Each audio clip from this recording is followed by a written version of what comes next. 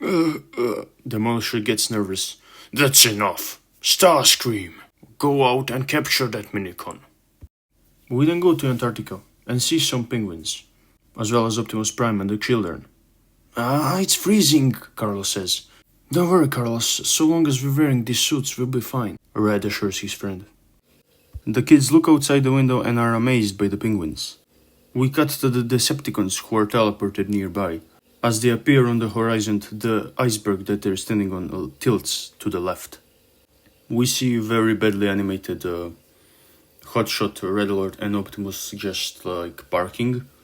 It's literally just like a PNG and it just moves and it's it's bad. Why did we stop, Optimus? Red asks. I have detected a suspension failure. Don't worry. We'll set up a base here. Red Alert will fix me up. The children listen to him and they witness the trailer opening, revealing a gigantic battle base. A few minutes later, Red Alert is done fixing Optimus. Thank you, Red Alert. Just as Optimus says that, the children exit the base. Hey, are you? We're already done, Red Alert says. Hotshot, you combine with your minicon and go search up the nearby area. We have to find that minicon before Megatron does. Alright, Optimus. Hotshot combines with his minicon, and just as he is about to leave, Carlos says, Wait, Hotshot, I'm joining you. Alright, kid, get in, but don't cause any trouble. Hotshot opens his doors, Carlos enters, and the two of them go. Man, Red Alert seems so hard to get along with. Yeah, I guess you're right. We then cut to the Decepticons again. Starscream is cutting off iceberg by iceberg, searching for the minicon, but no luck. Ha ha ha! Demolisher, look! Starscream must be desperate. You're right, Cyclonus. We see Starscream flying over the Antarctica. He uses his heat vision to detect where the minicon is located, and soon enough, he sees it. Yes, I'll finally have my own minicon, Starscream says to himself.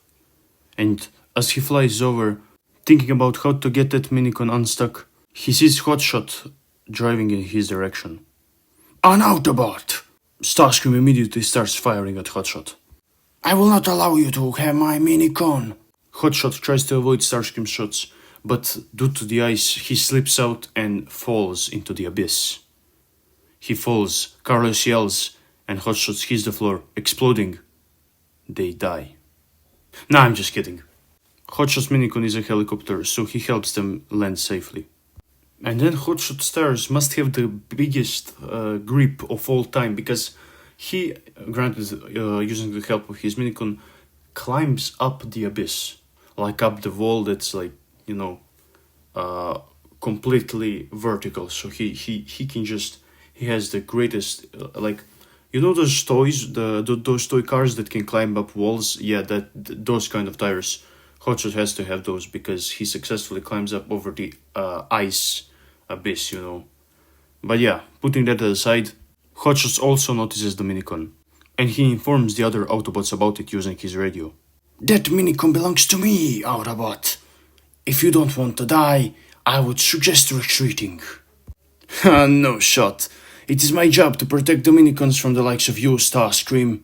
And how can you alone defeat all of us? Huh? Hotshot turns around and sees that they are surrounded. Hotshot, what are we going to do? Carlos panics. Hey, don't worry, kid.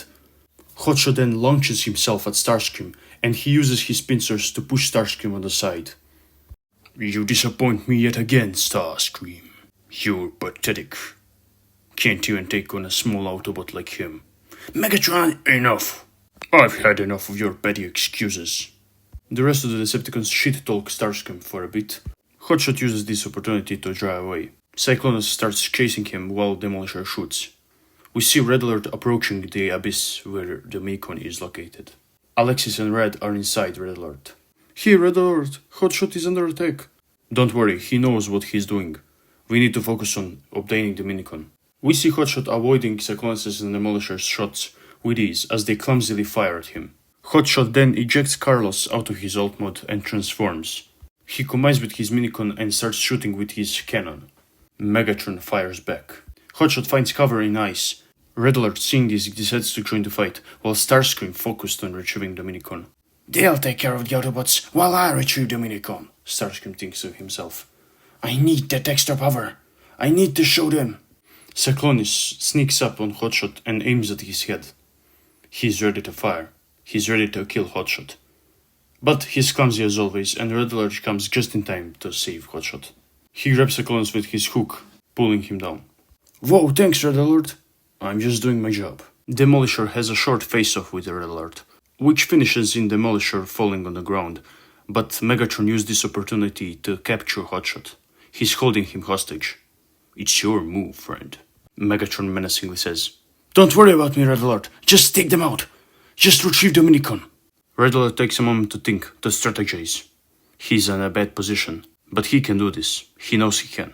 He uses his ace. He opens his chest, firing an energon disc. Cyclonis reacts, shooting back. The disc bounces off of Demolisher and then turns around. It hits Megatron in the back, which gives Hotshot just enough leeway to transform and run away. You okay? Yeah, Red Alert. Thanks. Never been better. Hahaha. The two laugh for a bit, but the battle is not over. Far from it. Well, actually not really, because we're near the end of the episode, but you know, you get a point. Then Optimus Prime comes on over, does a squat, transforming, and he starts shooting at the Decepticons. Boom, boom, boom, bam, bam, bam. And for some reason this is enough for Megatron to command the retreat. Yeah, it wasn't long of a fight. Now, this can be seen in a few ways. One of them is the writers didn't know how to finish this fight in a different manner. And that was probably the case, but my reasoning is that Megatron, I mean, they knew that Starscream was searching for a minicon, and they bought enough time. The Autobots are already there, so I figured that Megatron made a tactical decision to retreat, because he believed that Starscream did retrieve the minicon. I mean, that was all that he was doing after all, just searching for the minicon, looking for him, so that's my reasoning for it. And I spent 40 seconds explaining that stupid thing, but yeah, back to the episode. Alright, Megatron retreated. Oh yeah, but the minicon?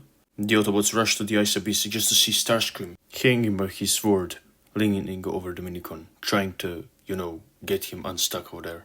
Starscream is impatient. He starts punching the ice around the minicon, hoping that would be enough to unstuck the minicon. This causes a lot of shaking. One of the kids almost falls in the abyss, but luckily he's saved by one of the other children. And just as Starscream pulls out the minicon, he's happy. He finally did it. He has his own. No, Laserbeak takes the minicon from Starscream's hand and flies over to Red Alert. What? Starscream is enraged. Starscream shoots at Red Alert, not thinking that the ricochet of his own bullets would cause him to fall into the abyss.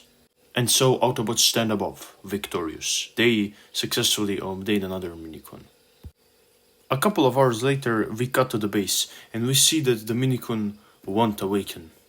It glows, but it won't fully awaken. Turns out this is one of the 3 minicons that are needed to make the... I almost said lightsaber. Star Saber. Yeah, to make the Star Saber. We then see Hotshot and Red Alert talking. Hey Red Alert, thanks again for saving me back there. No problem, we're on the same team after all, no matter what. Yeah, throwing some basic ass,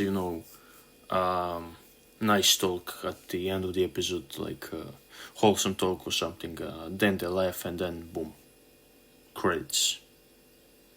Yeah, this episode, I didn't really have to change much. I mean, I changed, I guess I did change a lot of little things, but nothing like major, except for that suit thing at the beginning, and like I added Starscream using his infravision.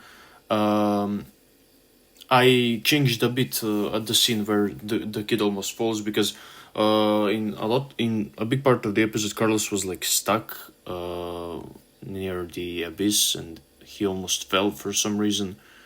That kind of, I don't know, I implemented it in a different way, so yeah, not very big changes there, and that's about it. Thank you for watching, and I'll continue with the series when I have the will to. There's a lot of stuff going on, and please watch my video about my journey as an unknown my journey to hell as an unknown writer who just published a novel. I really put a lot of effort into that video, and publishing that novel, that whole thing, that's why I haven't posted for like what, 4-6 months, I don't even fucking know. But yeah, thank you for watching and have a nice day.